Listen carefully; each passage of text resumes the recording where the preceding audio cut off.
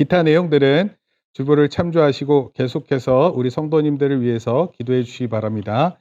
이 시간에는 우리 바로 말씀 보도록 하겠습니다. 오늘 말씀은 여호수아서 24장 말씀입니다. 24장 말씀이고요. 그리고 오늘이 여호수아서 마지막입니다. 한번 제목 따라해 볼까요? 따라 하시겠습니다. 선택해. 하나님이야 우상이야. 네, 선택하는 겁니다. 오늘. 네. 여호수아서 24장 14절에서 28절까지 말씀인데요. 우리 한 절씩 읽어보도록 하겠습니다. 제가 한 절 읽고 여러분들 한 절 읽어주시고 맨 마지막도 같이 읽겠습니다.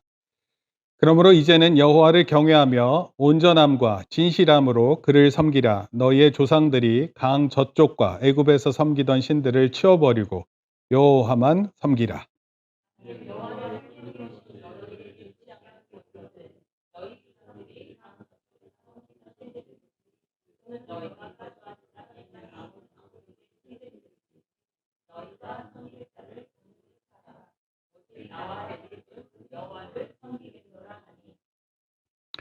백성이 대답하여 이르되 우리가 결단코 여호와를 버리고 다른 신들을 섬기기를 하지 아니하오리니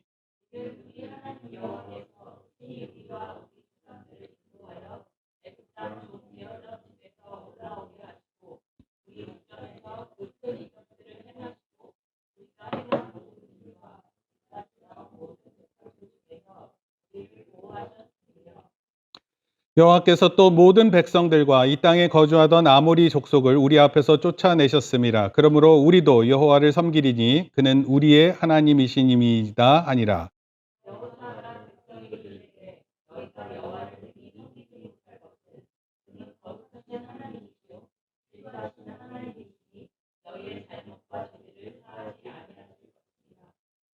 만일 너희가 여호와를 버리고 이방 신들을 섬기면 너희에게 복을 내리신 후에라도 돌이켜 너희에게 재앙을 내리시고 너희를 멸하시리라 하니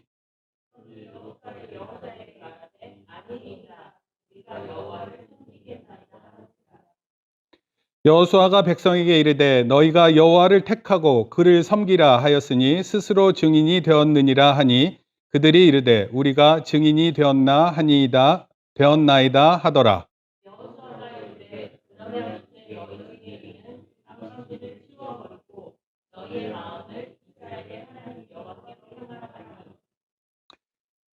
백성이 여호수아에게 말하되 우리 하나님 여호와를 우리가 섬기고 그의 목소리를 우리가 청종하리이다 하는지라.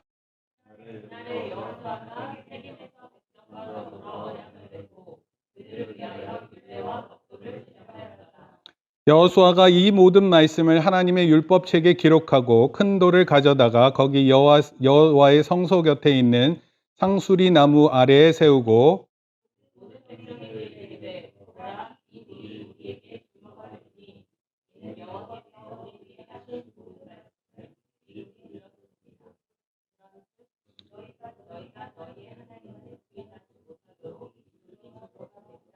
같이 읽습니다. 백성을 보내어 각기 기업으로 돌아가게 하였더라.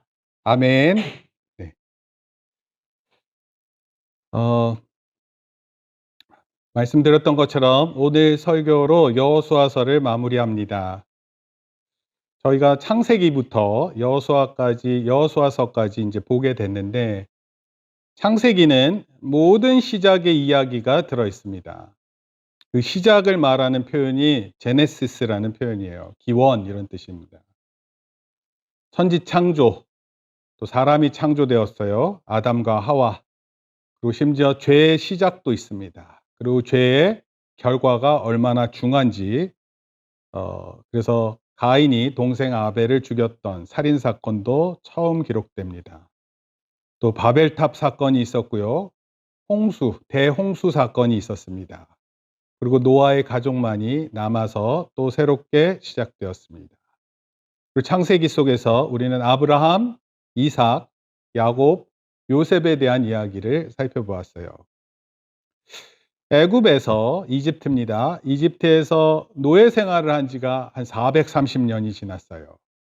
그리고 40년간의 광야 생활이 있었고 가나안 정복 전쟁이 약 16년간 진행됩니다. 애굽을 나온 뒤로 약 56년의 시간이 지났고요. 이제 여호수아가 여호수아서를 마무리하면서 또 자기의 임종을 맞이하면서 마지막으로 이스라엘 백성들에게 남기는 메시지예요. 출애굽기로부터 여호수아까지는 시간적으로 약 56년이 걸렸습니다. 만약에 제가 이제 좀 생각하고 싶은 거예요. 어느 누구에게든지 자기에게 주어진 인생의 시간이 소중하고 고귀하잖아요. 이 56년이라는 시간이 흐르게 된 것입니다. 광야에서 하나님의 인도하심을 따라 가나안 땅에 정착하는 이야기는요, 우리 한 인생을 닮아 있습니다. 하나님의 긴 역사를 우리가 따라가고 이해하기가 좀 어려운데, 근데 광야 생활을 하고 또 어느 곳에 정착하는 16년의 이야기는 인생을 닮은 듯해요. 여러분의 혹시 56년 전의 삶을 거슬러 올라가실 수 있으세요? 아니면 56년 뒤를 생각해 보실 수 있으세요? 자기 나이에 56을 더하면 어떻게 되죠? 제가 100살이에요? 100살이면 죄송한데 안 계실 것 같고요. 진기가 어떻게 되죠? 70, 77세. 우린이, 할인이가 67. 그리고 그린이가 65. 네. 다 나이 들어, 여기 대부분은 안 계시고, 가장 어린 사람도 나이가 많이 들었을 때입니다. 제가 딱 56배니까 저예요. 제가 67년생인데 접니다. 그래서 제가 그 영세 때 제가 뭘 알겠습니까? 그런데 제가 저 자신에 대해서 알고 싶어서 상담을 받았었는데, 그 상담을 받을 때 어디까지 거슬러 올라가냐면 저의 태어났을 때까지 거슬러 올라갑니다. 어머님이 아기를 낳고 그 육아일기를 쓰셨어요. 아기를 낳고. 아기가 태어났는데 그 태어난 아기를 보면서 글을 쓰셨습니다. 그 글을 제가 읽었고요. 어머님께서 저에게 한번 그 얘기를 해 주신 적이 있어요. 저를 이해하는 데 있어서 어머님이 태어났던 그 상황을 이해하는 것까지 그렇게 시간을 보내야 되는 때도 있었습니다. 제가 56을 더하면 2079년인데 뭐 그때는 제가 100살이 한 112세인데 이건 말이 안 되죠. 네, 112세고 네, 하여튼 나이가 많은 것 같아요. 근데 이제 중요한 건 뭐냐면 이런 시간이 우리를 닮아 있고 어 광야 생활과 그다음에 여호수아서를 통한 가나안 땅 정착기가 포함되어 있는 건데, 이런 시간적인 것들을 한번 생각해 보면서 오늘 설교를 생각해 보려고 그래요. 단순한 어떤 시간을 단순히 더하고 빼기 하는 그런 시간이 아니라 그 시간을 인도하시는 하나님에 대해서 생각해 보는 것입니다. 그리고 또 우리 인생을 인도하시는 하나님을 생각해 보면서 우리 인생을 또 다짐해 보는 거예요. 왜냐하면 오늘 여호수아서에 보니까 그런 다짐이 나오고 그런 내용을 살펴보려고 합니다. 오늘 우리도 우리의 여러 상황과 순간 사이에서 택해야 돼요. 선택해야 됩니다. 2023년 10월 1일 주일에 따라합시다. 오직 나와 내 집은 여호와를 섬기겠습니다. 네, 이 결단. 네, 딱 외우기도 쉽죠? 2023년 10월 1일 주일, 오직 나와 내 집은 여호와를 섬기겠습니다. 여호수아는요, 이스라엘 백성들에게 선택의 기회를 줬습니다. 심지어 어떤 선택도 가능하게 했냐면, 만약에 여호와 하나님이 그렇게 섬기는 것이 마땅하지 않다 생각되면 강 건너편에 있는 섬기던 신을 선택할 수 있다, 이렇게까지 선택의 권한을 줬습니다. 선택은 그들의 몫이었어요. 사실 이 선택은 하나님께서 자유의지를 허락하셨던, 아담에게 주셨던 것처럼 전적으로 그들의 선택입니다. 중간은 없어요. 하나님을 믿으면서 우상을 믿는다는 그런 중간은 없습니다. 그런 가운데 여호수아는 자신과 자신의 집이 여호와를 섬기겠노라 다짐했어요. 그리고 하나님께 충성을 맹세했습니다. 그리고 온 이스라엘이 그것을 듣고 아멘이라고 대답했어요. 오늘 우리가 신실함 또 진실함으로 하나님 앞에 예배하기 위한 것이 어떤 것이 있는지 오늘 말씀을 통해서 생각해 보려고 합니다. 세 가지로 살펴봅니다. 첫째, 한번 따라합시다. 시작. 우리가 하나님 앞에 예배를 드리는 것은요, 그냥 어떤 모임을 의미하는 게 아니에요. 하나님과의 관계성이 있는 자리입니다. 비록 제가 여러분들 앞에서 설교를 할지라도 저는 이 설교에 관계를 맺는 본인이 아니에요. 저 또한 설교를 통해서 하나님과 관계를 맺는 그런 부분입니다. 이 예배의 시간은 그 어떤 시간보다 하나님과의 관계성을 가지고 있는 시간이에요. 그래서 우리의 예배는 온전함과 진실함으로 드려야 하는 것입니다. 지난주 우리가 아간을 살펴봤는데 아간을 통해서 우리가 배운 것은 무엇이냐면 한 사람의 죄가 이스라엘 전체를 무너뜨릴 수 있어요. 한 사람의 죄가 한 사람 망칠 수 있습니다. 한 사람의 죄가 한 가족을 무너뜨릴 수 있어요. 치명적입니다. 우리가 범하는 죄는 치명적이고 그 죄에 대해서 관대한 것만큼 위험한 것도 없습니다. 하나님 앞에 온전함과 진실함으로 예배를 드리기 위해서는 분명한 것이 죄가 있어서 안 되는 거예요. 예수님께서 이렇게 말씀하신 적이 있으세요. 어찌하여 형제의 눈 속에 있는 티는 보고 내 눈 속에 있는 들보는 깨닫지 못하느냐. 요즘에 여기 건물에는 들보를 보기 힘든데 저 기둥을 생각하면 될 것 같아요. 기둥. 저 기둥이 위에 이렇게 매달려 있는 건데 들보가. 근데 우리 눈에 티 들어가면 여러분 눈에 티 들어가면은 그거 얼마나 성가셔요. 눈에 뭐가 들어가 그거 빼려고 막 난리를 칠 텐데. 근데 예수님께서 이렇게 얘기하셨어요. 너 눈 안에 저런 큰 기둥이 너한테 들어 있는데 남의 티 빼느라고 그렇게 수고할 필요 없다. 먼저 너 눈에 있는 들보를 빼라. 그리고 또 네 형제의 티를 빼줄 수 있다. 우리 눈이 뭔가에 가리면 잘 못 보죠? 작은 것에 의해서도 잘 못 볼 수 있어요. 그만큼 눈이 민감한 거예요. 자기 죄를 본다는 거는 가장 민감한 것처럼 봐야 됩니다. 내 자신이 바른지 아닌지 하나님 앞에서 특히 점검하는 것은 그래야 돼요. 그래야지 우리의 예배가 온전하고 진실할 수 있습니다. 여호수아서 24장 19절에 보면 굉장히 흥미로운 말씀이 있어서 제가 좀 체크를 했고요. 같이 한번 읽겠습니다. 여호수아가 시작.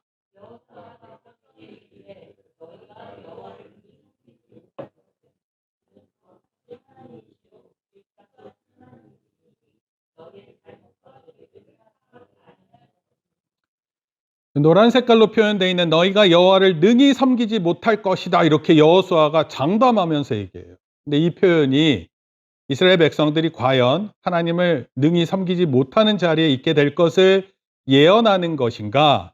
아니면 이스라엘 백성들을 강하게 책망해서 죄가 얼마나 심각한지를 보여주는 것인가? 이 두 가지 의미가 있을 수 있는데 두 번째가 맞는 것 같아요.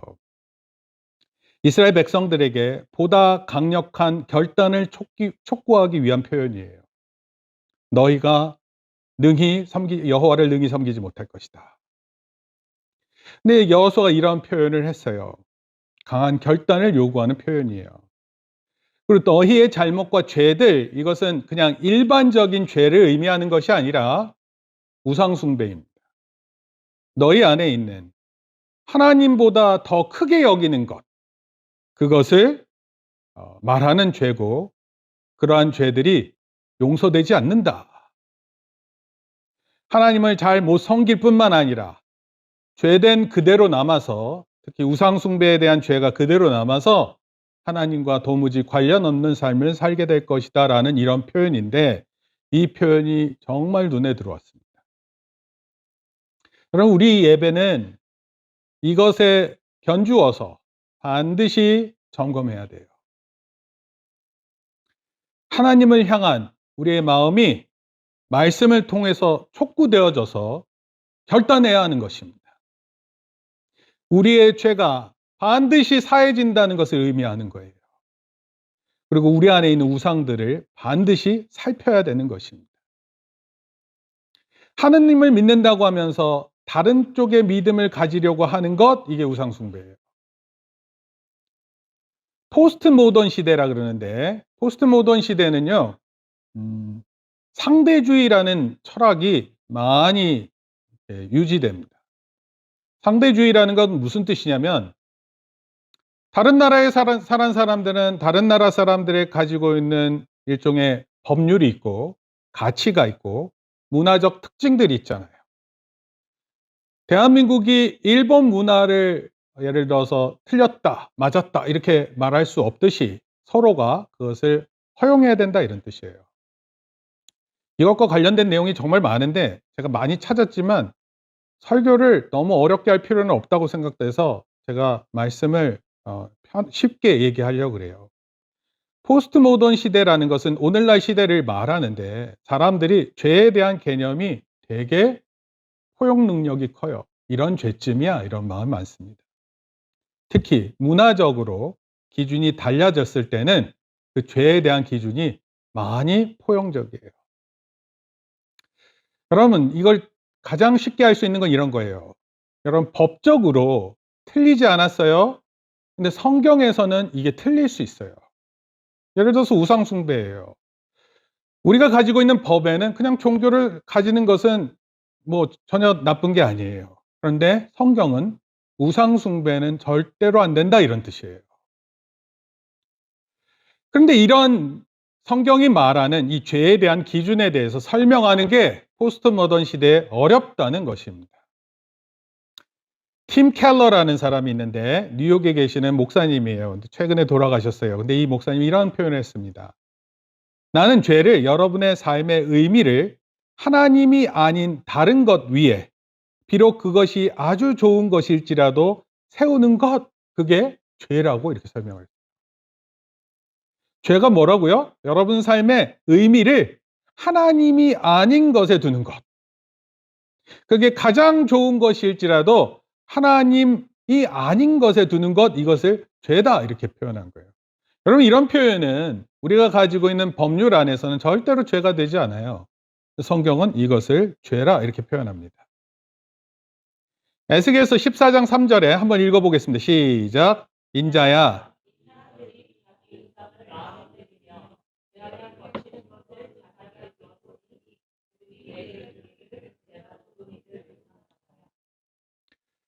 그럼 우리 주변에 하나님 믿지 않는 사람들이 얘기해요. 이것도 죄예요? 이것도 잘못이에요? 교회에서는 이것을 죄라고 하나요? 여러분 이렇게 얘기하고 대화를 나누면 교회가 마치 포용력도 없고 용서도 없고 뭐 그런 위치를 보이는 거예요. 에스겔서에서 말씀은 이런 거예요. 죄가 특히 우상을 섬기는 마음이 많이 사람들한테 들어왔고 죄를 짓는 것이 그냥 괜찮다라고 인정되는 거예요. 그리고 그것을 가지고 막 이렇게 질문을 하면 어떻게 너는 대답하겠느냐 이런 뜻이에요.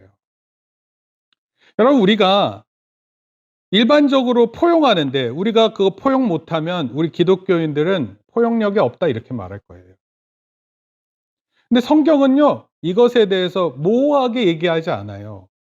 우상 숭배하는 것이 포용하는 것이라고 그렇게 말하지 않습니다. 자칫 잘못하면 우상하면 눈에 떠오르는 게 뭐 그 큰 신상이 있죠. 북한에 가면은 김일성이라는 그 주석을 이렇게 세워놓고 이분이 우리의 아버지시고 우리가 영원토록 믿어야 된다 뭐 이렇게 생각해요. 그것을 생각하거나 또는 유명 아이돌이라 그러죠. 아이돌이 원래 우상 아니에요.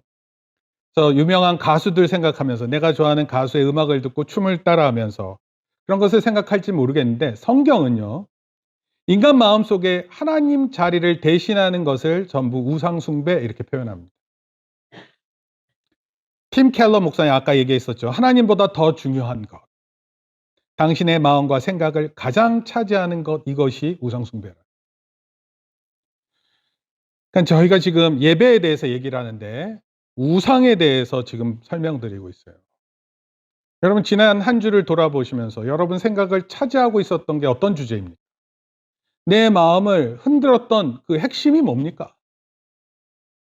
하나님보다 더 중요하게 생각하고 있는 그 일이 무엇입니까? 여러분 그걸 생각하고 그게 뭐라고요? 우상이라는 겁니다. 내가 만약에 그 일이 되는 것이 최선의 것이라고 생각하잖아요? 그러면 당연히 하나님보다 더 위에 높여 놓을 것 같아요. 그 일을 위해서 어떤 방도를 하나님께 기도하는 것보다 내 방식, 내 생각, 내 마음이 크게 자리 잡고 있는 것을 의미해요. 이런 자신의 모습을 살피는 것입니다. 모든 예배에 앞서서 내 마음의 우상이 어디에 있는지를 살펴보는 거예요. 하나님 앞에 용서를 구할 것이 없다고 생각하는 것, 이것은 우상숭배에 물든 모습일지 몰라요. 나는 아무 잘못도 없고 하나님 앞에 나는 괜찮다고 생각하는 착각은 내가 우상숭배의 일부분이라는 것을 깨닫게 해주는 신호인 것입니다. 사업에 실패하거나 배우자의 배신의 인생이 무너졌다고 생각해 교회에 나가고 싶지 않다면 그것은 사업과 배우자를 하나님보다 더 사랑한 결과인 거예요. 회개를 통해서 자기의 마음을 보고 회개를 통해서 반드시 회복되어야 하는 것입니다. 어거스틴이라는 사람인데 이 사람이 이런 표현을 했어요. 죄는 순서가 바뀐 사랑이다. 이렇게 표현했어요. 사랑에 순서가 있다는 거예요. 근데 그 순서가 바뀌면 그걸 죄다. 여러분 이런 표현을 일반 사람들한테 얘기하면 순서가 바뀌는 게 죄래. 그럼 그거 누가 받아들입니까? 법에도 그런 표현은 없어요. 근데 성경은 이것을 말하고 있고 많은 성경을 아는 사람들은 이렇게 고백을 했습니다. 잘못에 대한 회개를 통해 순서를 바꾸는 것이 하나님을 예배하는 모습인 것입니다. 반지의 제왕이라는 영화가 있어요. 그 영화에 보면 절대 반지가 있습니다. 근데 그 절대 반지를 딱 끼는 순간 어느 누구도 탐욕에 사로잡힙니다. 좋은 의도와 목표가 있을지라도 절대화되는 순간, 이 반지의 힘에 의해서 절대화되는 순간 악한 일이 된다는 것을 보여줬어요. 여러분 우상도 마찬가지입니다. 그리고 이것을 이렇게 얘기를 했어요. 누군가가 인간의 마음은 우상 공장이다 이렇게 표현했습니다. 하나님 앞에 예배하기 전에 내 자신을 돌아봐야 돼요. 내 마음이 어디에 뺏기는지를 봐야 하는 것입니다. 어떤 사람은 상처받은 것에 되게 마음이 쓰여요. 어떤 사람은 자기의 성취감에 매우 만족하며 그것을 독차지합니다. 마음이. 근데 여러분 예배의 시간은 하나님이 전부인 거예요. 둘째, 따라합시다. 시작. 네, 우상을 반드시 제거해야 돼요. 우상은 단번에 제거하는 것, 표현적으로는 이런 거예요. 너희 안에 우상을 다 철거해라. 다 무너뜨려라. 그러면 세워졌는 게 있으면 무너뜨리면 돼요. 근데 마음에 있는 것을 무너뜨리는 것은 이게 너무 어려운 것입니다.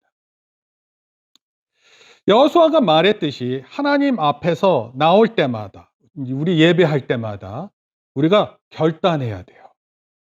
나와 내 집은 영원토록 하나님을 섬기겠습니다. 이런 결단. 나는 하나님을 섬기기로 과거에 선택했고 지금도 하나님을 선택하며 앞으로도 마지막 순간까지도 하나님을 섬길 것을 선택합니다.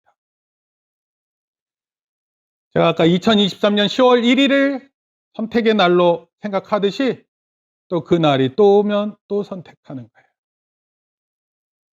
이런 마음의 선택과 결단은 하나님의 부르심에 순종할 수 있도록 돕는 것입니다.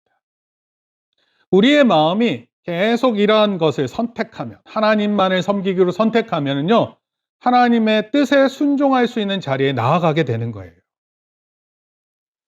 추석이에요. 온 가족이 모이는 가운데 선언되어야 하는 것은 온 가족이 하나님께 헌신을 모아 다짐하는 거예요.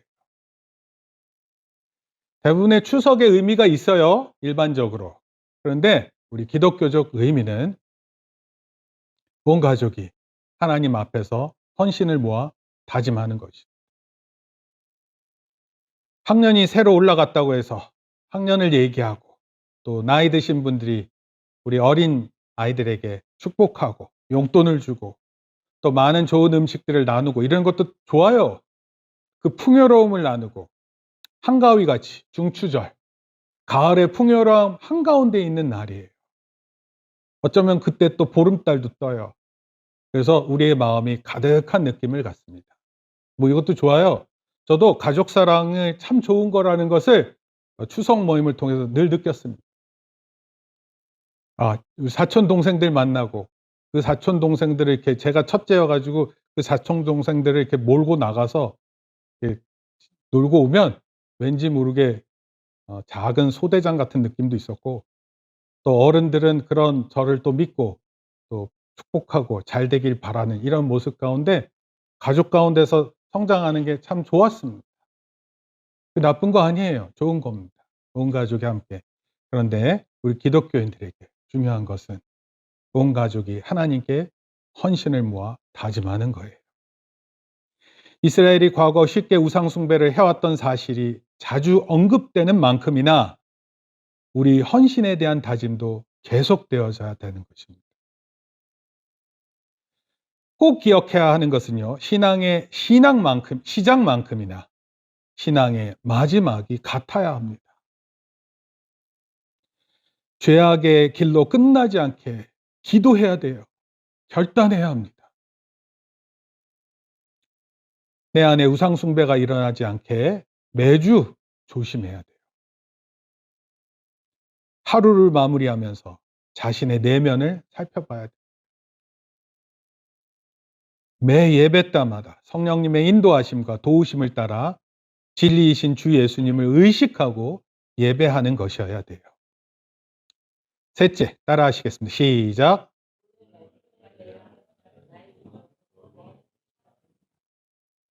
그러면 설교 말씀 듣잖아요. 그러면 그 설교 말씀 들으면은 목사님이 일주일간 설교 준비를 하고, 또는 이 주제에 대해서 깊이 파묻히면요, 전하는 내용이 좀 많아요. 저도 두세 개로 딱 줄이려고 하는데, 이 두세 개를 다 외우고 그것을 자기의 것으로 만드는 게 생각보다 쉽지 않습니다. 근데 그럴 때마다 다 하려고 하지 마시고 하나라도 순종하겠다 마음을 먹으세요. 하나라도. 이런 걸 내가 마음에 둬야지. 그런데 말씀에 대한 순종이요, 구원의 표시가 된다. 여호수아가 이스라엘 온 백성과 맺은 약속의 장소는요, 세겜이라는 곳이었어요. 세겜. 따라합시다. 세겜. 세겜은요, 여호수아와 함께 약속을 맺은 장소고, 또 거기에 큰 돌을 세웠거든요. 그러니까 일종의 영원한 기념비가 되는 곳이에요. 어떤 기념비요? 이런 거예요. 40년간의 광야 생활, 그리고 정착 생활을 끝내는 곳입니다. 그리고 여호수아가 죽었으면 새로운 리더십이 또 나타나는 거예요. 모세 다음에 여호수아, 여호수아 다음에 누굴까요? 없어요. 이 다음이 뭐냐면 사사기예요. 사사기는 사사기 1장 1절을 보면 갑자기 초라해져요. 제가 다 설명드리면 안 되니까 집에 가서 읽어보세요. 근데 이 세겜이 영원한 기념비가 돼요.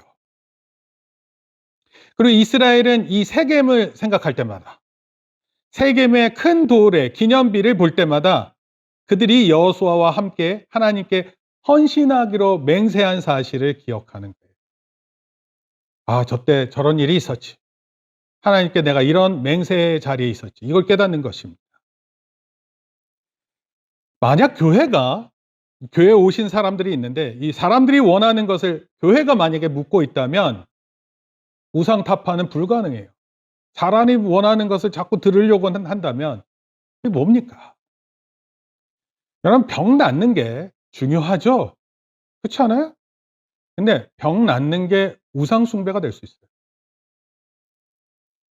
자녀를 사랑하는 것이 좋은 것이죠? 자녀를 사랑하는 것이 우상 숭배가 될 수 있어요. 우리가 하는 사업이 우리 가족을 먹여 살리는 중요한 일 아니에요. 자칫 잘못하면 이게 우상이 될 수 있어요. 나보다 더 사랑하는 것이 있는 것, 하나님보다 더 사랑하는 것, 그것이 우상 숭배라 아까 그렇게 표현했어요. 근데 교회가 그러고 있으면 우상 타파는 불가능하다 이런 뜻입니다.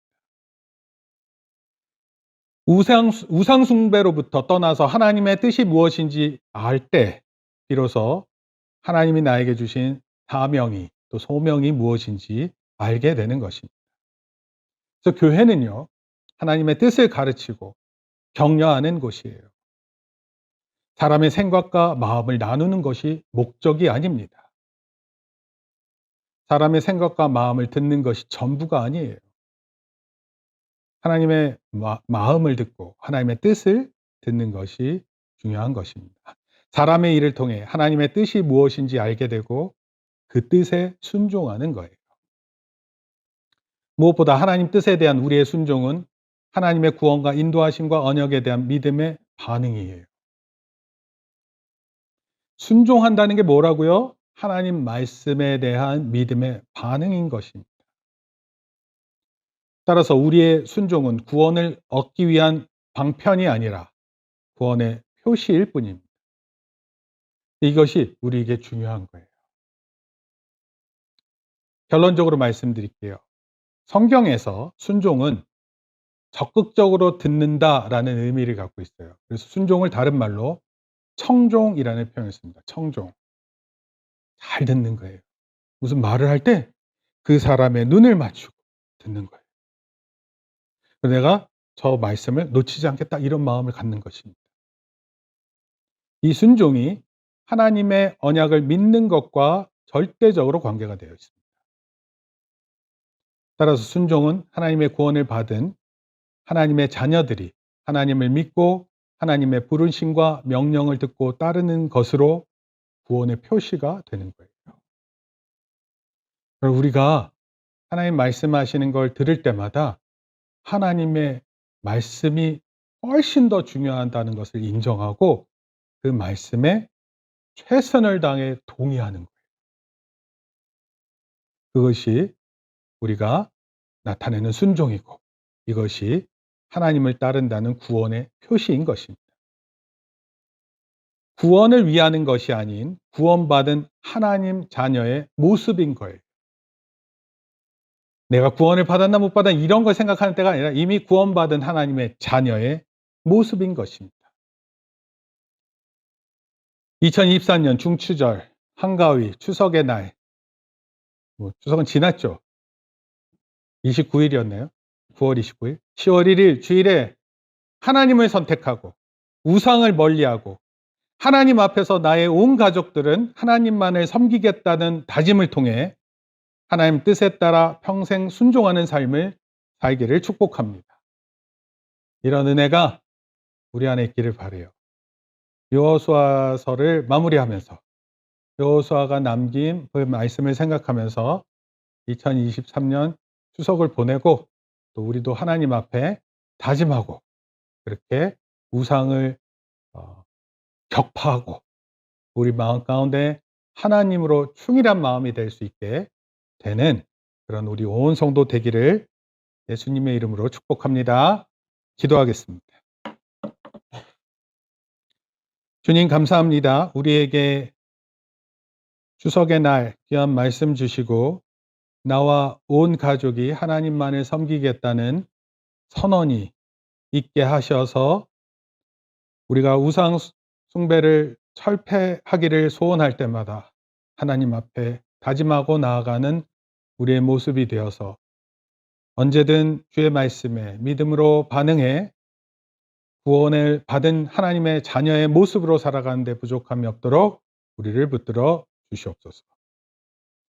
우리에게 만약 어려운 일이 있어서 내가 그렇게 신뢰하던 것이 깨진다면 오히려 하나님을 절대적으로 신뢰할 수 있는 순간임을 기억하고 하나님을 믿겠다고 다짐하는 이 시간 되게 붙들어 주시옵소서.